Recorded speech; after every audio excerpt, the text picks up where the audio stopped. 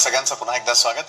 संभाजीराजांनी वयाच्या अवघ्या 16व्या वर्षी ज्या पद्धतीनं ग्रंथ लिहायला सुरुवात केली आणि त्याचप्रमाणे नाशिकमधील 16 वर्षीय चारू दत्तनंही तसाच प्रवास सुरू केलेला आहे, मात्र एका वेगळ्या पद्धतीने. कसा पाहूयात.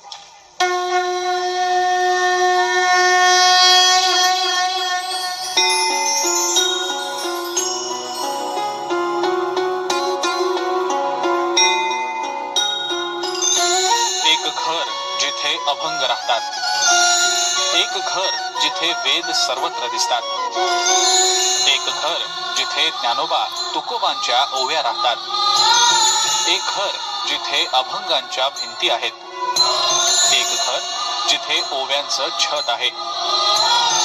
चला एका अशा घरात. महाराष्ट्राला संतांची मोठी परंपरा लाभलेली आहे आणि या संतांचे अनुयायी, त्यांचा भक्तगण देखील तेवढाच मोठा आहे. मात्र नाशिकमध्ये आज आपण अशा एका भक्ताला भेटणार आहोत की ज्याचं संपूर्ण कार्य आणि ज्याची दिनचर्या ही अत्यंत आश्चर्यकारक आणि चमत्कारिक आहे. कोण आहे हा भक्त आणि नक्की त्यानं या सगळ्या भक्तीपायी काय केलंय आपल्या घरामध्ये, बघूयात या खास रिपोर्ट मध्ये. नाशिकमध्ये राहणाऱ्या थोरात कुटुंबाचं हे घर. या घराच्या भिंती, दरवाजे, स्वयंपाकघर, बेडरूम हे वेदांनी आणि मंत्रांनी भरून गेलंय. या घरात राहणारा 16 वर्षांचा चारू दत्त याला एक दैवी चमत्कारच म्हणावा लागेल. वयाच्या 10व्या वर्षांपासून तो फक्त लिहितो आणि लिहितोच आहे. असंख्य अवघड आणि सर्वसामान्यांच्या समजण्या पलीकडचे श्लोक, संतांची वचनं, ओव्या, अभंग, धर्मग्रंथ.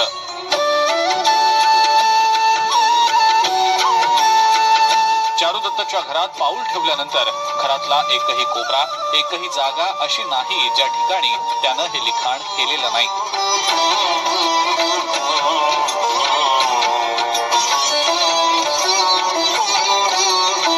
नाशिकमध्ये राहणाऱ्या आणि इयत्ता 10वी इतक्यात पास झालेल्या चारुदत्त थोरात याच्या घरात आपण प्रवेश केल्यानंतर जो काही नजारा आणि जे काही दृश्य आपल्याला बघायला मिळतं ते निव्वळ चमत्कारिक असंच म्हणावं लागेल. चारुदत्त खरं तर 10वी आता पास झालेला आहे आणि त्यांनी 11वी मध्ये प्रवेश घेतलेला आहे. मात्र त्यांचं संपूर्ण घर हे जणू एखाद्या वेदाचं भांडारच झालंय, असं परिस्थिती आणि असं चित्र या घरामध्ये आल्यानंतर बघायला मिळतं. घरांच्या भिंतीवर, पंख्यावर, घड्याळावर, स्वयंपाकघरातल्या ओट्यावर, भांड्यांवर, कपाटावर, खिडक्यांवर जिथे जिथे म्हणून जागा दिसेल तिथे 16 वर्षांच्या या चारू दत्तनं मोठ्या साधू महंतांना देखील जमणार नाही असे ज्ञानेश्वरीतले पाठ लिहून ठेवले आहेत. लहानपणापासूनच चारू दत्त हुशार आणि इतरांपेक्षा वेगळा आहे.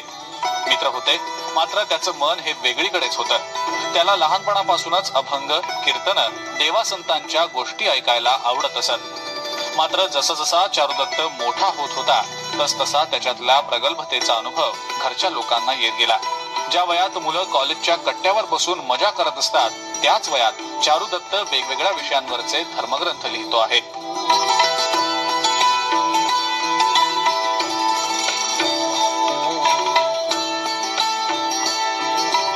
मानवी जीवनाचा प्रवास, त्याचा अंत, मोक्ष याबाबतचं त्याचं विश्लेषण ऐकून भल्या भल्यांना थक्क व्हायला होतं.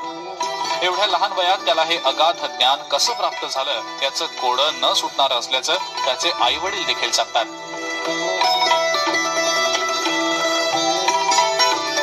आमच्या पोटी आम्ही असं काय पुण्य केलं होतं की आमच्या पोटी असा मुलगा जन्माला आला. आम्ही तर त्याला अगदी म्हणजे त्याची सेवा नाही तर ही साक्षात विष्णूची, देवाची सेवा आहे. त्याचा अगदी म्हणजे खाण्यापासून तर अगदी म्हणजे अगदी छोट्या छोट्या गोष्टी सुद्धा म्हणजे एका कृष्णाच्या जशा खोळी होत्या तशा त्या, जसं यशोदा मैयाला कृष्णाची जसं म्हणजे अनुभव आलेला आहे तसा मला येतो. चारू दत्ताचं लिखाण हे गेल्या 2 ते 3 वर्षापासून या ठिकाणी घरात चालू आहे. त्याचा अभ्यास पाहता हे संतांप्रमाणे त्याचं हे लिखाण झाले. त्याचं कोणत्याही प्रकारचा ग्रंथ न वाचता आणि कोणत्या प्रकारचा संस्कृत या विषयाचा अभ्यास नसताना त्याने जे लिखाण केलेलं आहे ते वेदांमध्ये, ब्रह्मवेद, जीवनवेद या प्रकारच्या वेदांमध्ये त्याचं लिखाण होत आहे आणि सातत्याने चालू आहे. चारू दत्तच्या आई वडिलांचे अनुभव थक्क करून टाकणारे आहेत. एकदा समाधी अवस्थेत लिहिण्यासाठी बसलेला चारुदत्त तब्बल 12 ते 15 तास सलग लिहितच असतो. अनेकदा मध्यरात्री बंगाली, कन्नड तसंच इतर भाषांमध्ये अस्खलित संतांच्या ओव्याही म्हणतो. अनेकदा तर मध्यरात्री उठून लिखाणही करतो. विशेष म्हणजे एवढं सारं लेखन करून देखील चारुदत्तला 10वीत 80% मार्क्स मिळाले आहेत. धर्म, ज्ञान, मुक्ती, स्वर्ग, नरक, मोह या आणि अशा अनेक विषयांवर चारुदत्त धर्मशास्त्राला आधारभूत असे संदर्भ देत त्याचं विवेचन करतो. चारुदत्तचे आषाढी वारीबाबत तसंच नाशिकमध्ये होणाऱ्या सिंहस्थाबाबत सडेतोड विचार ऐकून कोणी महात्मा किंवा मोठा संत आपल्याशी बोलत तर नाही ना असा भास आपल्याला होईल. लोकांनी लोकांसाठी करा अशी एक भूमिका आहे आणि योग्य काळी हे सर्वत्र प्रस्थापित होईल. आता आपण आज समाजात पाहतो, समाजात संगत बिघडते, समाजात लोक वाईट मार्गाने जातात. का? कारण की याला मूळ ज्ञान नाही, संस्कार नसतील तर काही नसेल. विज्ञान आहे परंतु विज्ञानामध्ये अज्ञानता नाही पाहिजे. विज्ञान असेल परंतु त्यामध्ये संस्कार ही सर्वात मोठी बाब आहे. गेल्या काही दिवसांपासून चारुदत्तची ही प्रगल्भता पाहून घरचेच नाही तर परिसरातले लोकही थक्क झालेत. चारुदत्तच्या या वर्तनाबाबत वेदशास्त्राच्या अभ्यासकांना हे एक वेगळंच रसायन असल्याचं वाटतंय.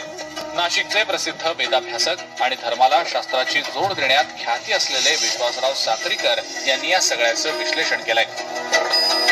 हे जो तो मुलगा लिहितो आहे हे मनाने लिहित नाही, हा कॉन्शियस कॉस्मिकने लिहितो आहे. कारण तो जे अभंग लिहितो, जे काय त्याला सुचतं, ब्रह्मांडाच्या विविध यंत्र लिहितो, आकृत्या काढतो, हे सगळंच्या सगळं कॉस्मिक कॉन्शियसशी संबंधित असलेली गोष्ट आहे. आणि कॉस्मिक कॉन्शियस जो आहे हा प्रकाशाच्या वेगाने कुठेही जाऊ शकतो असं आपण म्हणू शकू. मन जर जाऊ शकतं तर कॉन्शियस, सबकॉन्शियस आणि कॉस्मिक कॉन्शियस अतिवेगाने कुठेही जाऊ शकतो. अवघ्या 16 वर्षांच्या चारुदत्त थोरातनं आतापर्यंत लोकांना चकित करणारे ग्रंथ लिहून काढले आहेत. बरं, त्याचा लिहिण्याचा वेग बघून तो विचार कधी करतो, पाठांतर कधी करतो आणि लिहितो कधी असा विचार पाहणाऱ्यालाही पडावा.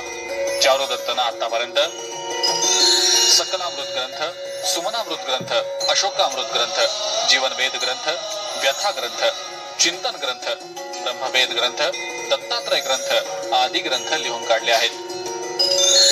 तर सद्गुरु चक्र, शतसुख चक्र, अज्ञानम चक्र, तुलाश्रम चक्र, कर्मयोग चक्र अशा चक्रांची निर्मिती केली आहे. त्यामुळे चारुदत्तच्या या सगळ्या गोष्टींना चमत्कार म्हणावा का असा प्रश्न पडल्याशिवाय राहत नाही.